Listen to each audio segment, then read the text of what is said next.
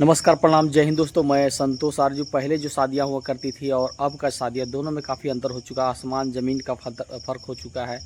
पहले की शादियां में देखने को बहुत चीज़ मिला करता था, मतलब पारिवारिक रिश्ता अच्छा हुआ करता था। लेकिन अब का जो शादियां, वो फैशन का दौर हो चुका है।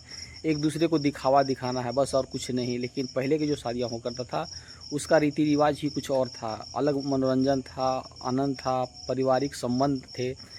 लेकिन जो पहले के जो संबंध थे, वो संबंध में आपको कुछ झलक मुझे देखने को मिले, तो मैं आपको दिखलाने वाला हूँ। आप देखिए और देखने के बाद कमेंट कीजिए कि वो शादी सही था या अब का शादी सही है।